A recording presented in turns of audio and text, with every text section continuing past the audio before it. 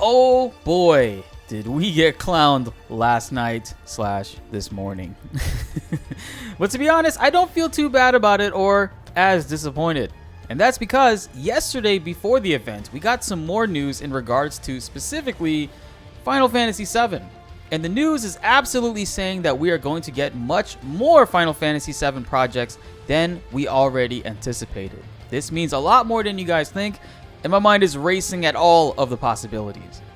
What's up guys, BltzZ here today bringing you another video. In today's video, we have some very exciting talks about the future of Final Fantasy, specifically 7. This directly comes from a statement put out from Kitase and Nomura yesterday, before they went live to clown us all. They detailed some interesting statements in a 25th anniversary message for Final Fantasy VII. Kitase's message is pretty generic as always. In summary, he's grateful that for over 25 years people are still supportive and love Final Fantasy VII, and that we can look forward to even more exciting developments in the future. Kitase is always so clear-cut and generic, guys. I guess you could really look at the look forward to even more exciting developments, but that's just very vague. But the next statement from Nomura himself provokes some awesome thoughts at the end. After talking about the 25th anniversary and the fans' support, he mentions that Ever Crisis is waiting in the wings for more information to drop for us soon, and how it still surprises him till this day to see how many fans support Final Fantasy VII, whether they are new fans who have never played the original or longtime veterans of the series.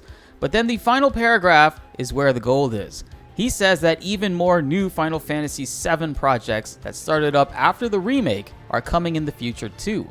The team sees this 25th anniversary as a waypoint for their journey with Final Fantasy VII and will continue to press forward onto greater things. He says this after mentioning Final Fantasy VII Ever Crisis and First Soldier, and he says specifically projects instead of games, which can mean so many things, guys. We already know about the Netflix anime that's currently in the works for Final Fantasy VII. That can count as one project, but there could also be many others such as movies, more books, perhaps even more games too. Like they already have the RPG genre pretty much covered. We have a gacha game coming soon, a battle royale is out, and of course, Final Fantasy VII Remake is an action-adventure RPG hybrid. Last night during the live stream, they actually revealed a new promo logo for the Final Fantasy VII 25th anniversary. Pretty soon, we're going to be seeing this bad boy slapped on the beginning of new game trailers or flat out new media advertising it, which is a great reference to the Final Fantasy VII 10th anniversary logo of Zack, Cloud, and Sephiroth. After seeing this logo, it does bring a rush to me, and to be honest, it makes me wonder, could we see Final Fantasy VII crossover into other genres, such as what I've been hoping for a long time with Final Fantasy or Final Fantasy VII, having its own freaking fighting game? No, I do not mean Dissidia. Shut up about that. I'm talking about a 3v3 versus style fighting game in the Dragon Ball FighterZ or Marvel vs. Capcom style. Think about it actually. 3v3, Final Fantasy VII's party system has 3 people in the party as default. I mean, why can't someone just at least do a Final Fantasy fighting game with Mugen properly, man? I mean, in the same style and effort as Hyper Dragon Ball Z. Okay, but outside of fighting games, could we see a MOBA like Smite or League of Legends for Final Fantasy? Maybe that Tifa solo game with Devil May Cry style combat that everybody is craving. Listen to me right now. Like I said, the possibilities are endless. And a lot of people may be looking at this as milking Final Fantasy VII, which is true. It totally is. But for me personally, I'm all for it. I love Final Fantasy VII. I think right now we're living in an amazing time for Final Fantasy VII fans and Final Fantasy fans in general. To see so many avenues and genres for this game to exist and come to life and give a bit more of something for everyone, it's beautiful to see.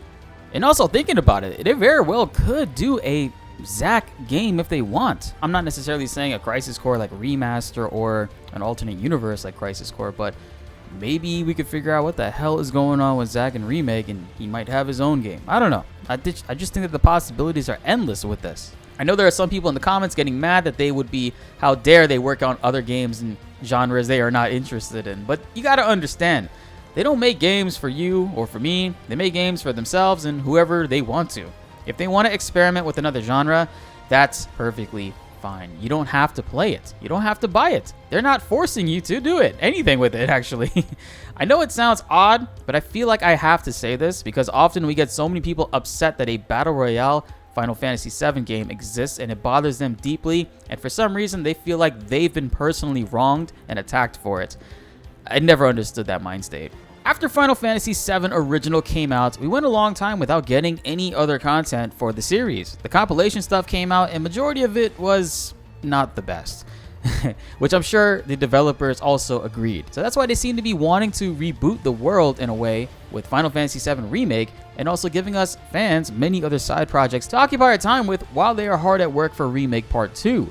Final Fantasy VII's always been a mainstream game. Square is capitalizing on the market and bringing all kinds of new fans into the fold. Video games are supposed to be fun, and I think branching out to try out different things, such as putting a twist on the series with a new genre, is a great thing to help people step out of their comfort zone while also bringing on new fans. I cannot tell you guys how many people I know who have never played Final Fantasy VII Original but played Final Fantasy VII Remake for the very first time, and they loved it, then decided to go back to the original game and finally try it out, and ended up actually enjoying it so much, whereas they thought they would not and avoided it for so long because they thought that way. I can't wait for us to find out exactly what these new projects might be. We could even get that Sephiroth origin story a lot of people have been wanting.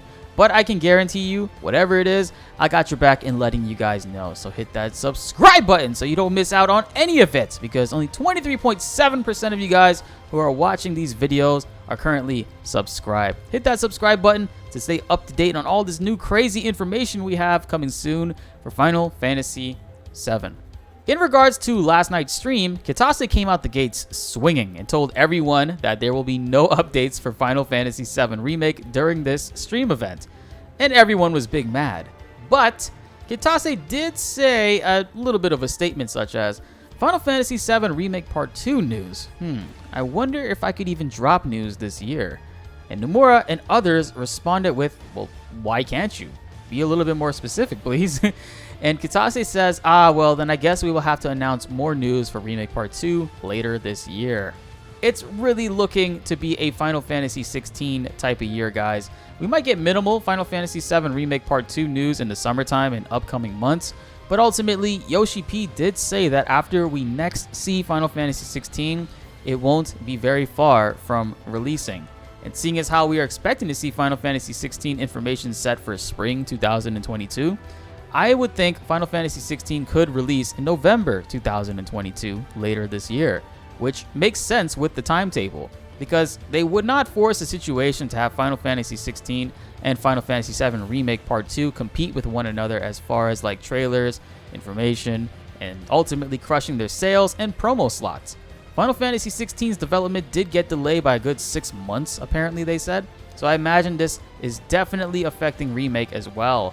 And it will make it so that Final Fantasy 16 will be the main focus for this year, 2022, and next year will probably, most likely, be Final Fantasy VII Remake's year in 2023. But that's also probably why we have so many other Final Fantasy VII projects out and on the way right now to keep us occupied while expanding the compilation universe in many different ways. Ever Crisis did get a mention, but not in the way that we were all hoping for. They showed us a short CGI trailer of the 3 lead members for the game's story and told us what we already knew for quite a while now, that Ever Crisis will feature a story for the first soldier. But they couldn't show us anything else outside of the CGI trailer, and to me, it seemed like they actually were going to, I don't know, it looked like Wutai a little bit, and maybe that was the Materia cave on the bottom left, maybe where Mime Materia is, right? Yeah, what do you guys think about that? And that wraps it up for this video, guys. Final Fantasy VII is in for a crazy next few years, and I can't wait to see how it all unfolds. Be sure to like the video if you enjoyed and subscribe if you are new. More Final Fantasy videos are coming your way, and you won't want to miss them. My name is BltzZ, and thanks for watching.